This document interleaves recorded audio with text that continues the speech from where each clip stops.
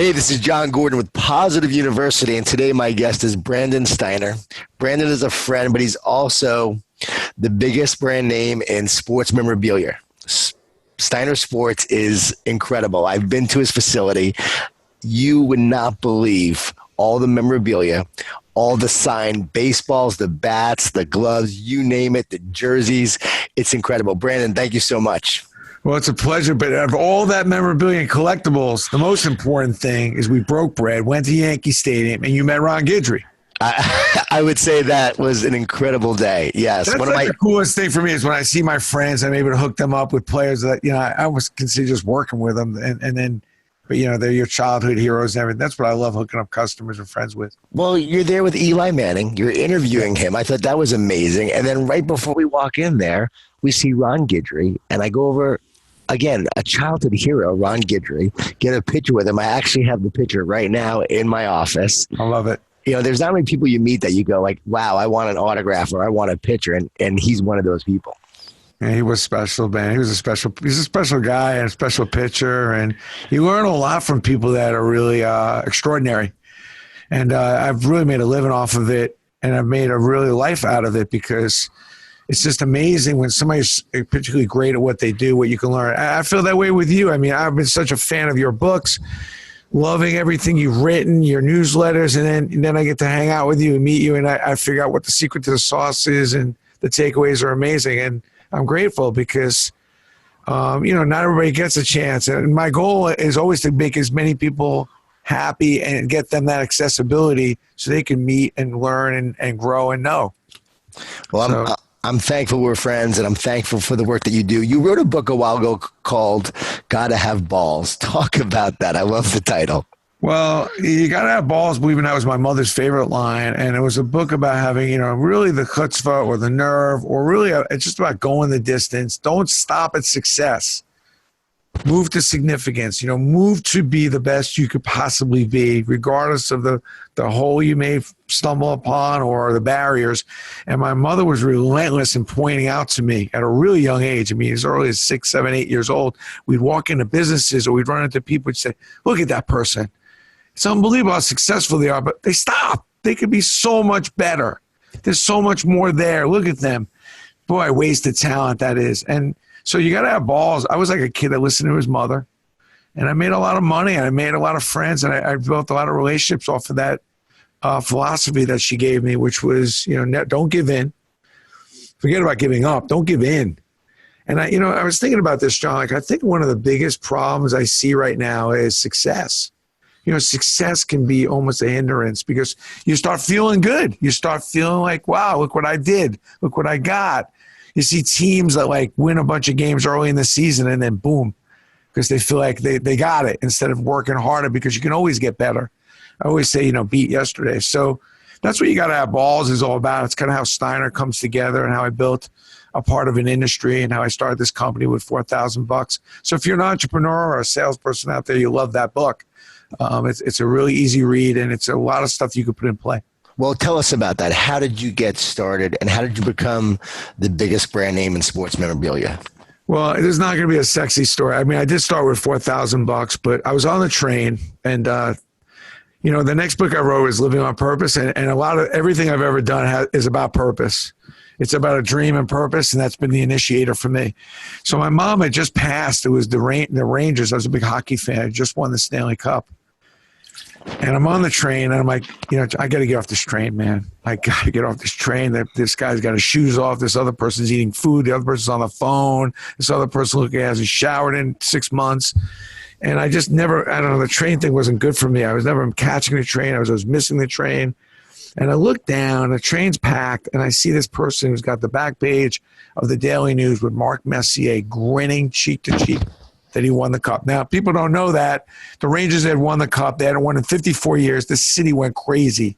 Very comparable to when the Red Sox broke the curse and when the Cubs won. Very similar to that level of – and all I'm thinking of is I was kind of feeling a little down, but I got to get off this train.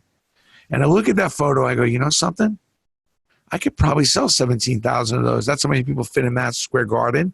If I could only track Mark Messier down to sign them, I bet I could sell them and make a lot of money, buy a car, and get off the train. It took me about 3 months to find Mark, because I hadn't started a collectible company at that point. I found Mark, tracked his sister, brother, lawyer, everyone down. And sure enough, he signed a deal with me. It was my first collectible deal. I had no idea what I was doing. I love to tell you I was doing it for the good of the people. I was trying to bring fans, something they really wanted. John, you know what I wanted? I wanted to get off the goddamn train. And I figured out a way to do it, and that photo made sense, and it sold like crazy. And I got lucky because Mark was an amazing spokesman. He was my first athlete that I signed, and it really paid big dividends. And that's how I started Steiner. You know, I think it was $4,000 how I started Steiner, and then I took $10,000 out of the bank, which was like everything, to start this collectible, which I'm still trying to explain to my wife that people are going to buy autographed stuff. She still doesn't believe me. But, so, you know, it was a big deal to take that $10,000 out, and that's why I started the collectible company, to get off the train.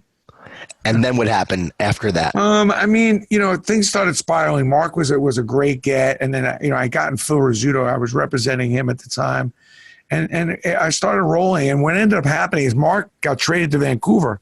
And I literally thought my life was over. I was looking for a bridge, thinking about jumping, because that was my go-to. That was the hand that was feeding me. And sure enough, the New York Yankees showed up in '96. And all of a sudden, there was a young rookie named Derek Jeter, who I had no idea really, because he wasn't even supposed to be the starting shortstop. And I was on the phone with Phil Rizzuto, who never suggested anything but to work harder for him. And we're watching, whenever I talked to him at night, he was the broadcaster for the Yankees, but he only did about 70 out of the 180 games. And he said 160 games. He goes, Brandon, are you watching this game? You got this kid Jeter, right? I'm like, Phil, this guy's not even supposed to start. He goes, you better get this guy, because he's going right to the Hall of Fame. He's the best shortstop the Yankees have ever had. You got to go sign him. And I don't know why, but I mean, for Phil to suggest that at that point, I did.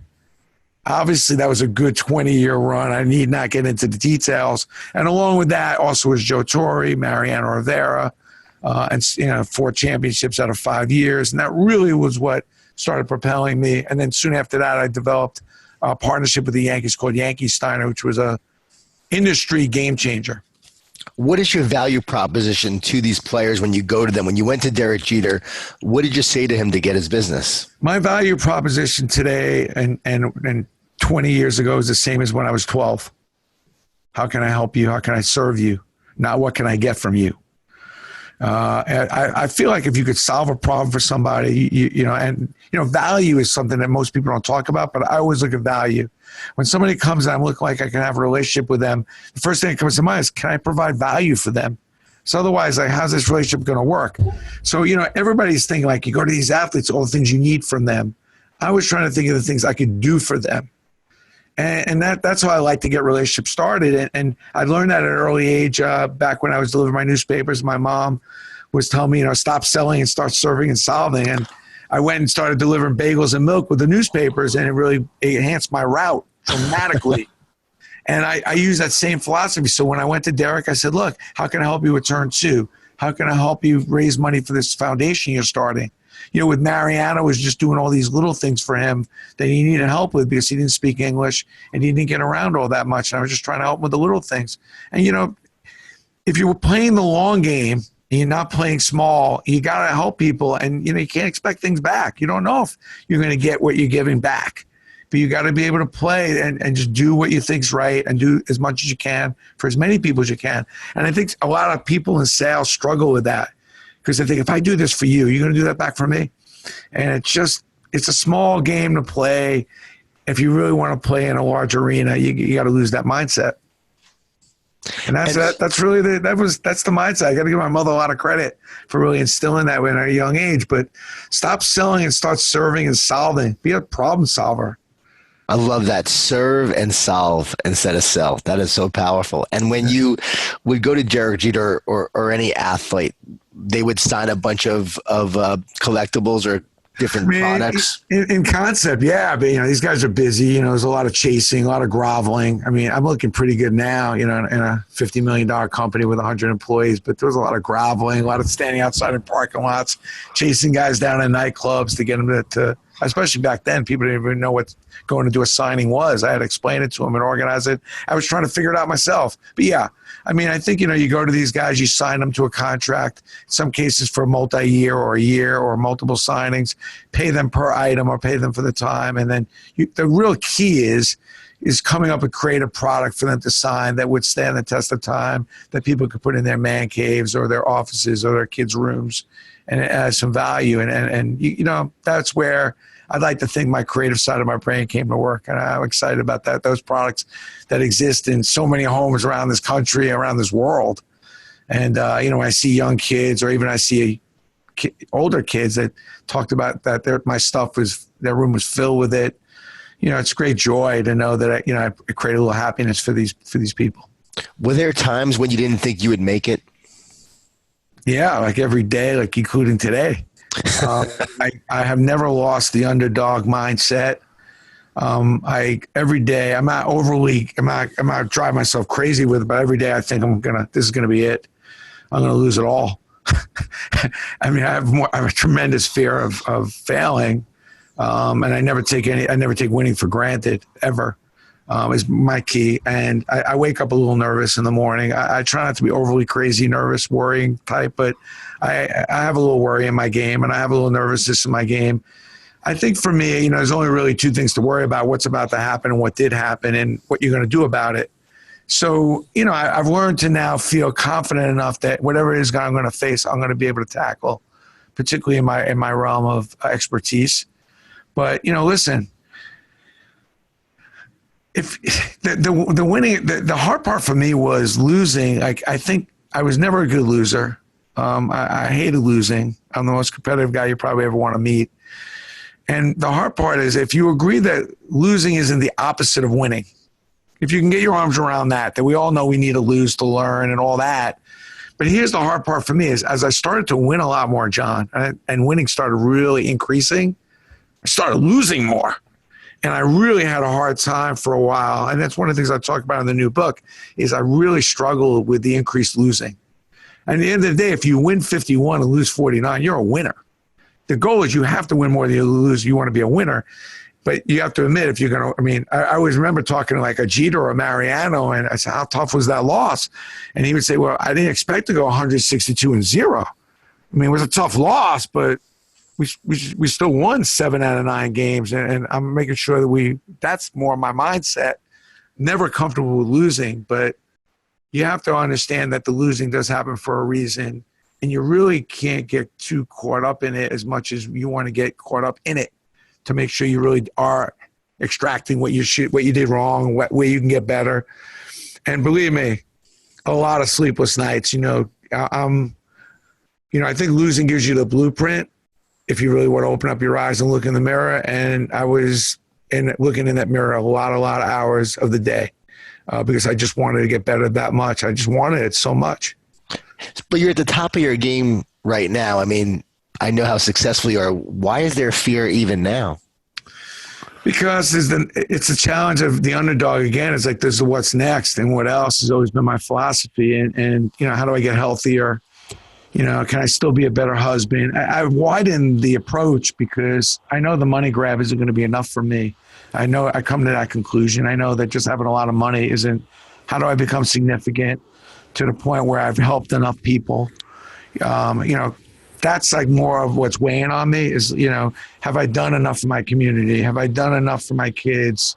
Have I steered them as well as I possibly could? Those are more of the worrying things, frankly. They may be coming to the office thinking I'm going to get a deal done, although I do worry about some of these players these days. But, I think, I don't want to, I'm thinking about my legacy to some degree. I'm not overplaying it, but I put a lot of love and energy into my business, into my family, and I want to make sure that while I was here, I'm doing the best I can. And that's probably more of what's next for me, and it has been for the last 10, 15 years. It's the charities, it's the my 2 homes I have with the kids that I'm trying to help, the hospital that's locally that I'm trying to do a whole pediatric sports museum in there. My Syracuse sports management program that I started. All those things are, I want to kick ass with them. I want to do something special and spectacular with them. Yeah, let's talk about how you sold the dirt in Yankee Stadium, because I think this is such an incredible story that goes to who you are, your creativity, and how someone could take dirt and create an industry out of it. Can you explain that? I think people would love to hear this. Well, the dirt is, first of all, I've sold more grass than anybody listening on this pod, because I lifted the last field at Yankee, legal grass. I lifted the last grass on the field and freeze dried it, which, in all honesty, the purpose was I laid out almost $19 million to buy the old Yankee Stadium. And my ass was going to be grass, because I had to figure out how I was going to get that number. And I wanted to chop the stadium up into 1 million parts. So it started with the grass, and I started freeze drying and selling that. Then I went to all these other stadiums around the country, Notre Dame, Red Sox, Cubs, selling that grass. And then I started looking at that dirt underneath, Mariano's feet, Cheater's feet. I'm like, I can't ask these guys to do anymore. But the dirt, man, that's sexy. That's some sexy dirt. So I started taking the dirt, and the economy was so bad in 2007, 8. I love to say I was a genius, but I was really more desperate. I'm like, I got to come up with some other items that are less expensive. And I saw the dirt, and I started spraying adhesive glue on these photos, and adhesive, putting the dirt on there. And then we started making dirt keychains, clocks, coasters, pens. I mean, it was 200-300 different SKUs with dirt in there. But the real kicker is, and it goes back to gratitude always. So I'm selling thousands and thousands of dollars a day in dirt, which I can't believe. And by the way, John, the margin's phenomenal. The margins on dirt are really good. But I'm sending a note to Brian Cashman to thank him for everything he's done, because he always was coming to bat for me, always helping me with different problems we had around the stadium. And I had my graphic person do a chart, like a map of all the stadiums with a picture of the stadiums. And I turned to my people. I'm like, why don't we put a capsule of dirt from every stadium? We have dirt from all different ballparks. That would be cool. And when they put that together, the viscosity, the color, everything was different of this dirt. So I write Brian Cashman, and I said, listen, I just want to thank you for everything. And encloses a map of all the ballparks, pictures of them, and there's a capsule of each dirt from every stadium. Now you have a little dirt on every ballpark, on every ball team in your office. And that was the big gap, because that was a $500 piece. Great margins. And we started selling that for $500 a piece, because how much dirt do you have to sell to get to 50 million? But we start selling that thing at 500 a crack. And then when I made the pens, I'm like, you can't buy one pen. You got to buy the set, of all 30 teams. So, that became like a $300 proposition. So I always say your first idea is not your best idea. And I feel like success, again, like I said at the beginning, gets in the way. Like, you got to keep going. Because it's great to come up with a great idea, but a lot of times that great idea becomes extraordinary when you keep digging and thinking and really grilling yourself and pushing yourself. It's not always easy, because everybody wants to get the high fives and go out for the big lunch. When I'm rolling with an idea, you can't get near me, because I know it's just usually the beginning. Great ideas are meant to be even greater. So when they knocked down the old Yankee Stadium, you bought the rights for the entire stadium, all the stuff in it, to be able to then sell that off, right? Is that what you paid all that money for? Yeah, I mean, I partnered up with the Yankees. They were great. There was a city that owned it, but I put up the money, so we owned everything, the seats. There were bricks. I sold over 15,000 bricks, some really sexy bricks, by the way, that we got a real premium on. I found these bricks in the old batting cage. I've broken down Texas Stadium, the Giant Stadium, the Garden. I've broken down a bunch of stadiums around the country, but nobody sees a stadium the way I do as far as breaking it down, but I have a different kind of view. I give the Yankees a lot of credit for having the faith and partnering up with me. They took a passive role on it, but they were very aggressive in their support and help, because they knew there was going to be a 3 or 4 year plan to get rid of the stuff and to sell it the right way with respect and dignity. And I know it sounds corny, but like Yankee Stadium to me is one of the greatest stadiums of all time, the old stadium. And it should have been put to rest with dignity and respect, not just chop it down and sell a few of the more expensive things. And I'm grateful that the Yankees saw that vision with me. They didn't just talk the talk, they walked it, because they're one of the great brands. And it's not a surprise when they make decisions like that, because it wasn't a money-based decision. We knew we weren't going to make a lot of money from it. It was just the right thing to do. And that's what drives me crazy about business these days. Everything's growth and revenue. It's like, hey, some things are just not meant to be incredible revenue boosters, but they're the right thing to do. They feel right. They're great for your brand. They do what you're supposed to do. So maybe I didn't quite make as much money as I should have, but nobody forgets about that stadium, the way I took it down and what I did. And I'm grateful I would do it 10 times over again. So you weren't worried about losing the $19 million when you took I was worried. Oh, no, I was worried. But not overly worried, because I did put a lot of time into strategy, and I did really scour that stadium. I knew that stadium well, and I knew there was a lot of different buckets. Did I guess wrong on some stuff? Yes. Like, did I overplay some hands on some things that I thought were more valuable than others? Yeah. What were they? Give us a few things. The big mistake was like the facade. Like, listen, I didn't see the locker room carpet. We made doormats out of that and car mats out of that. You know, the Yankee locker carpet. That was great stuff. We take the black in center field. Reggie Jackson calls me, "What's going on with the black?" I'm like, "What black?" The center field where I hit those home runs, moron. I'm like, "I don't know." He goes, "Pull that black out. I'll sign that pieces of concrete in silver. It'd be a great piece of memorabilia." And you put that in with a picture of me hitting the home runs. Made a few $100,000 with Reggie on that. I take the facade out, which is the top, that beautiful thing on the top of Yankee Stadium. And I mean, I just didn't realize that stuff weighed like 2 tons, was 20 feet tall, 12 feet long. And nobody in their right mind could put that in their backyard, let alone how do you get it there? Right. And it cost a lot of money to remove it. And I took a bad beating. The ticket booths outside were like 50 years old. And they were so heavy. They were just, you needed a crane to move them. Another big mistake was the lockers in Yankee Stadium. Like, you needed a crane to move those. We had to get a crane to put that thing in Derek Jeter's house. And it was really expensive to take the lockers out. I didn't realize how much money it was going to take to get into that locker room and disassemble it. I missed on a few things. I mean, but you roll with it and do the best you can. And it was just a fun experience with all of it. But the dirt was very successful. It really is what propelled the dirt business. It really put me into the dirt game, and it's quite a little factory we created around the dirt. It was fun just because there's something special about the dirt when, Babe Ruth or Joe DiMaggio, all these greats, walked on that dirt. It was like kind of like the modern day version of the rabbit's foot, I think. Like, I don't know why people carried a rabbit's foot back when I was a kid, but it's like a good luck charm. I feel like having a little Yankee dirt. And I mainly got that feeling when I went on the field. You ever notice like people always grab a little dirt, put it in their pocket? So I was just kind of playing off that. Like, well, I don't know why people did that, but I don't know why I did that. But I was like, if I wanted to do that, probably everybody wants a little dirt. What's one of your favorite ideas that you've come up with? Perhaps your most creative idea?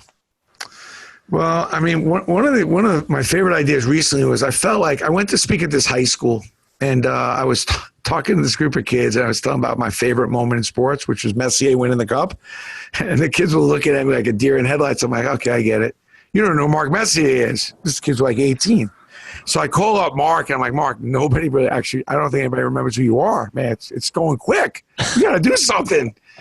And he started laughing, and then I decided I was going to take all these great moments, because, Steiner was known for like moments in time, and I was going to have the athletes in their own words. Instead of signing the photo, they were going to write in their own words what happened in the moment. Bobby Orr flying through the air, Carlton Fisk, Branka Thompson, whatever, all those great moments we all had that we remember where we were and everything. And so I had the athletes starting in their own handwriting, in their own words on these photos, handwriting these stories. I love that idea. It was very difficult to expedite, and as good an idea as that was, I never had such a split on people loving that and then people not loving it, because it kind of got in the way of the photo. And for some people that bothered, and then some people loved the fact that it was authentic in their own words, and they got just more than an autograph, so people could understand what happened at that moment. That's one of my more favorite ideas. The coasters were great because we put dirt in them, and we sold those to vodka and gin companies, and it was like a dirty martini, and we gave that as kind of a premium. I always loved that. And one of my favorite ideas was I always envisioned, like, I'm in the stands. How can I get second base? Can I get that base, like the one that he just slid into? I want that base. So when I went to the Yankees with that, they're like, no, we're not doing that. Absolutely not. But after a few years, I'm like, listen, I can see the FedEx man running out in between innings when they're cleaning up the field, grabbing the base and just jumping and go deliver it to some kid. And finally, they gave in to that, and they love it. It's like one of the more popular things we do, and they're now starting to do that around the leagues. So I love that stuff. I love when when the game use footballs in a game, and after the game we sell those footballs and stuff like that. We do around the league with different teams. I love all that stuff. Taking broken hockey sticks and making ice scrapers out of them.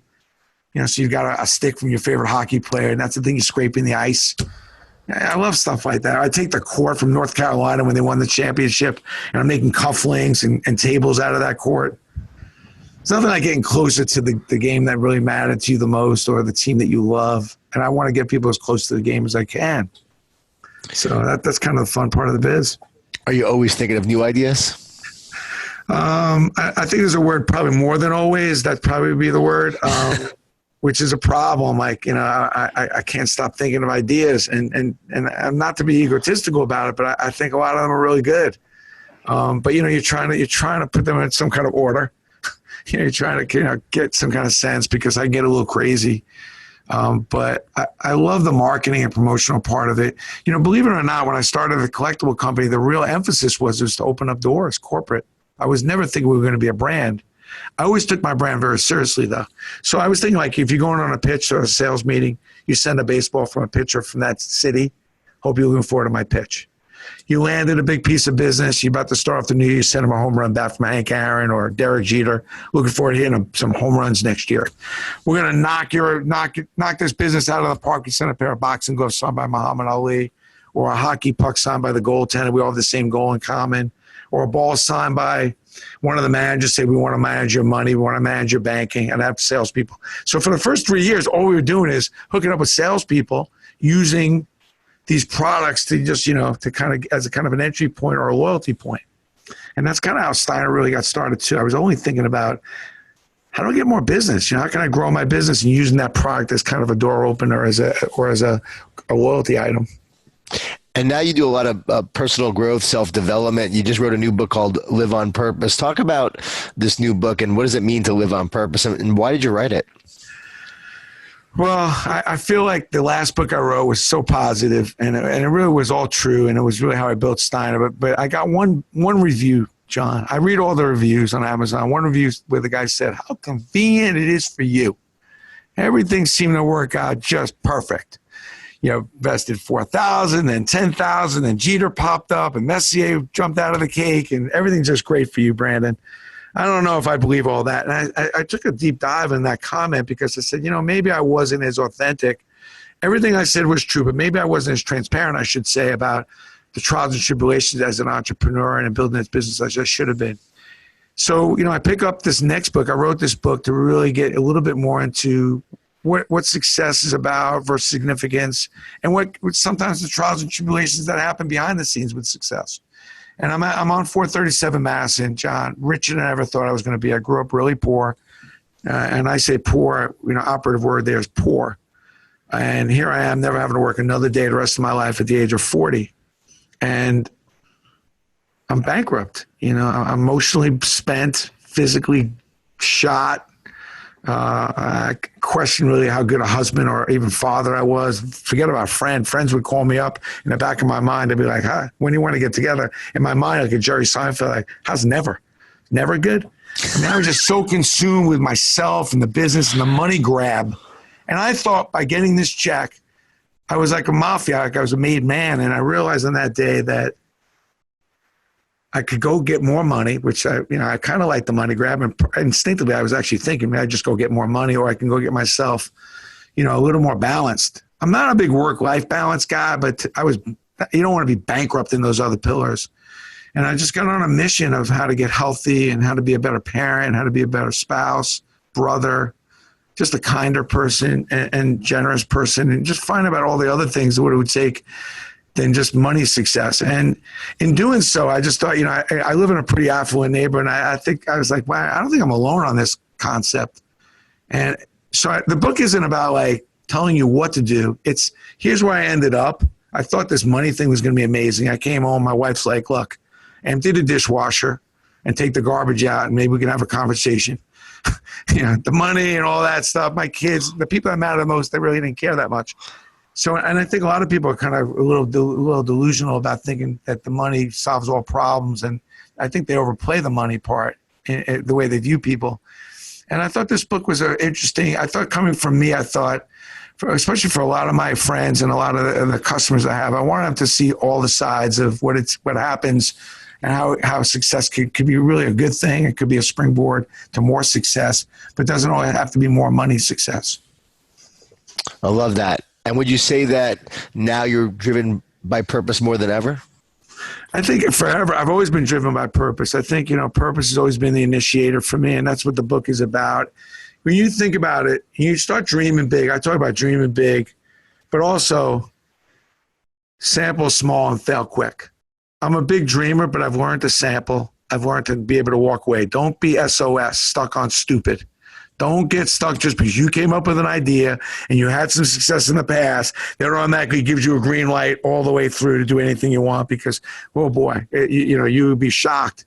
You're no different than anyone else. But I think for me, it's just been, purpose is just everything extraordinary. Even when I decided that I wanted to just be a better friend, or once you do that, nothing gets in the way. You start becoming creative, diligent. You just start getting on top of your game as far as being the person you want to be, doing the things you want to do. I think sometimes the story inside of us sometimes gets in the way of reality of what you can do, and you sometimes just got to change the story. And purpose can do that. A good session of just dreaming and thinking big, and then getting into purpose can really activate a lot of things. It has for me my whole life, and I'm not going to stop. I think people think that dreaming's for younger people. It's not an age thing, dreaming. I think you can dream big as a 50, 60, 70, 80-year-old. No reason not to. And the paint's not dry, and I feel like a lot of my friends feel like, I don't know, they're just waiting. Do you just want me to order the casket? You want to just see how that fits? I'm like, geez. How old are you now? How old are you now? Way to go. How old are you now? I'm 59. I feel great. I've learned to exercise every day, which I do every day now. Love it. I look forward. I can't wait. I never used to like to work out. I never want to lift a weight. I can't wait to get in the gym every morning. I lift weights once a week, but I do cardio every day. I can't wait. I love it. Music, watch some of my favorite shows, whatever it is. It's just, you got to make the life you want. And you just got to, people say, I don't have time, this, that. And that's what this book talks about. It really just shows you some different ways to look at your time management skills, or I should say your relationship with time. And it's been a real game changer for me. Tell me about one of the biggest mistakes that entrepreneurs make on their journey to try to create success or have an impact. Well, there's two probably. One is always cash. Profit and cash are two different things. And cash is so important because you don't want to compromise on what you're trying to do because you don't have enough money. And you have to start doing things that you don't want to do or the way you don't really want to do them. Because I think quality is always what you want to shoot for if you can.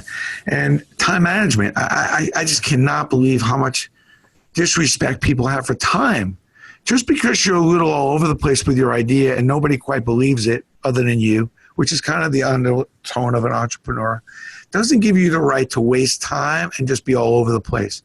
Got to be disciplined with your time and certainly respectful of the people you're grabbing their time with. And that happens with, knowing what's important has to be the most important thing.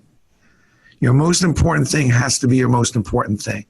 And knowing your priorities and making sure that you understand what those priorities are on a day-to-day basis are critical. And I think a lot of times when you're an entrepreneur, you feel like you got this freedom, this highway to just roam and do whatever you want, and hoping it's all going to come together one day. But I think focus is such a critical aspect, and time management and money management are two very, very key things. I think for me, when I look back, I wish I didn't waste so much time. And I wish I was a little bit more diligent and understanding of how finance works. So maybe I would have learned how to borrow money or making sure I was managing my money a little better so it didn't put certain pressures on me that it did back in the day. How do you distinguish and decide between giving up, failing early, as you said, but also sticking with something to keep moving forward because you believe in it? Should I stay or should I go? I love that song. But, it's true, though.